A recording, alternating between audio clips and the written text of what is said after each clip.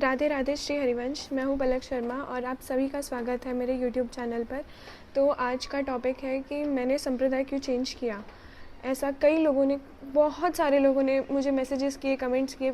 करीबन 2 साल हो गए मुझे हरिवंशी बने, लेकिन इतने सारे मैसेजेस और इतने सारे, तो मैंने पहले तो किसी को आंसर नहीं किया, क्योंकि मैं सोचती थी कि ये मेरा निजी चयन है कि मैं किस संप्रदाय में जाती हूँ, कि क्या है।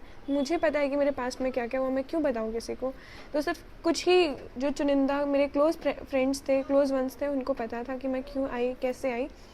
बाकी इतने लोगों ने पूछा, मैंने किसी का जवाब नहीं दिया। लेकिन अब जाकर जब बहुत सारे ऐसे कमेंट्स आते हैं कि आप मतलब ब्लेम करते हैं डायरेक्ट, और ऐसा लगता है कि मैंने कोई अपराध कर दिया है, तो अब आंसर देना ज़रूरी बन गया है मुझे लगता है, क्योंकि इससे हमारे संप्रदाय पर भी आ जाती है कि हर जो भी था गौड़िया वाला, वो यहाँ पर आके हरिवंशी बन रहा है। ऐसा बहुत लोगों का कहना है, तो मैं अपना मत यहाँ पर रखना चाहती हूँ।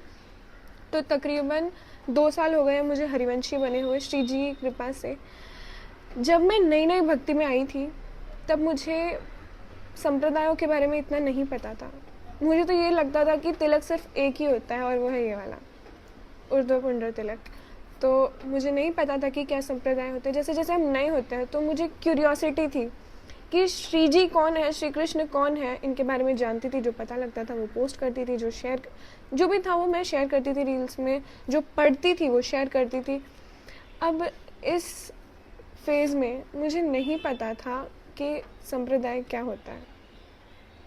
और दूसरी बात, ना तो मैंने कोई गुरु चयन किए हुए थे उस संप्रदाय में। तो बेसिकली, और रही बात इस्कॉन की, तो जब मैं हरिवंशी बनी उससे पहले तक इस्कॉन सिर्फ मैं 2 बार गई थी। मैं नहीं जा पाती थी इस्कॉन, मैं मंदिर में जाती थी, पर इस्कॉन सिर्फ मैं 2 बार गई थी। और ये कोई ऐसा नहीं था कि जानबूझकर, हुआ ही नहीं जाना। ऐसा तो कोई मन में, भाई अगर किसी को श्री जी से मिलना है तो क्यों ना जाए, पर ऐसे योगी नहीं बने, सिर्फ 2 बार ही जाकर आई। अब फ्रीक्वेंटली जाना होता है टू बी ऑनेस्ट, पर पहले नहीं होता था। तो ना तो मैं कभी इस्कॉन से जुड़ी हुई थी, ना तो मैं कभी गौड़िया संप्रदाय से जुड़ी हुई थी, ना तो मैंने कोई गुरु चयन किए थे। दैट वॉज मी, जिसको लगता था कि तिलक सिर्फ एक ही होता है। अब धीरे धीरे जब मैं पहली बार वृंदावन गई, तब मुझे ना राधा वल्लभ जो इतने अट्रैक्ट करते थे, इतना ऐसा लगता था। और ऐसा होता ना, कोई साइन मिलना, कोई हिंट मिलना, मुझे बार बार हित हरिवंश जो दिखते थे। ऐसे देखो, अपनी निजी चीज़ें हैं, मैं नहीं बता सकती कुछ चीज़ें, पर बार अट्रैक्ट करते थे। तो मेरे मन में कन्फ्यूजन आया कि क्या करूँ मैं, मुझे हरिवंशी बनना भी चाहिए क्या। तब मुझे क्लैरिटी में लाने के लिए गुरुदेव आए, और वो भी हरिवंशी संप्रदाय से ही थे। तब गुरुदेव नए नए आए, मतलब मुझे पता चला था। और तब मेरे एक होता है ना मन से निकलना कि भाई यही है मेरे गुरुदेव। तब मेरे मन में आया कि यही है मेरे गुरुदेव, और ये भी हरिवंशी है। तब मुझे लगा कि हाँ, ये है एक प्रॉपर साइन कि मुझे हरिवंशी संप्रदाय में ही बुलाया जा रहा है। तब जाकर मैं हरिवंशी बनी, जब मुझे गुरुदेव मिले। लेकिन साइंस मुझे बहुत पहले से ही मिलने स्टार्ट हो गए थे। तो ये कहना गलत है कि मैं पहले गौड़िया में थी, ट्रेंड को फॉलो करते करते मैं हरिवंशी बनी।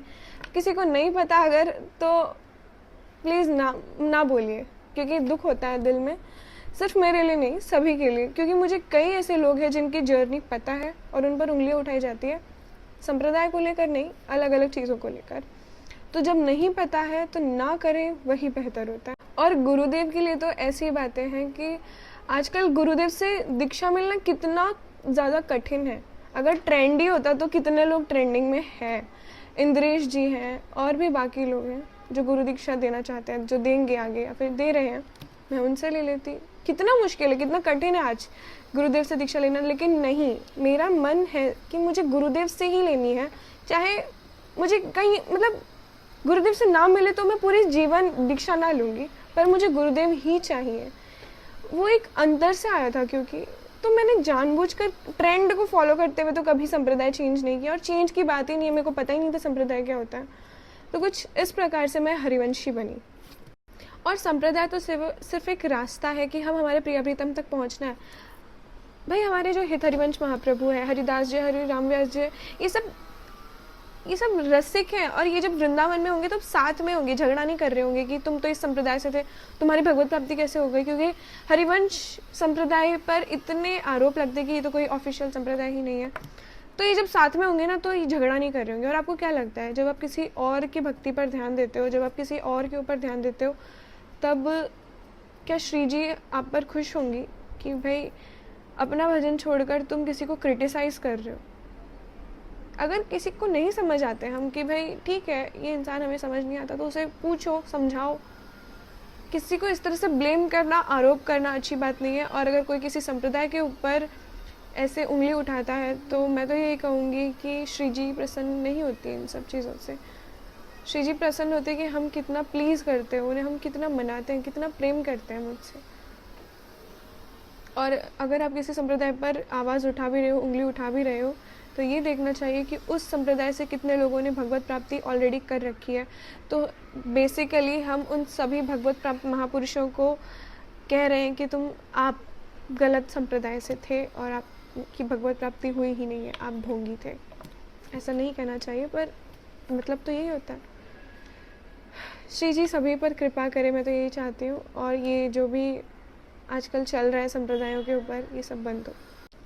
आई होप सबका जो भी माइंड में चल रहा था वो सब ख़त्म हुआ होगा। और इसके बाद भी मैंने अपना सब कुछ बता दिया कि क्या था क्या नहीं था।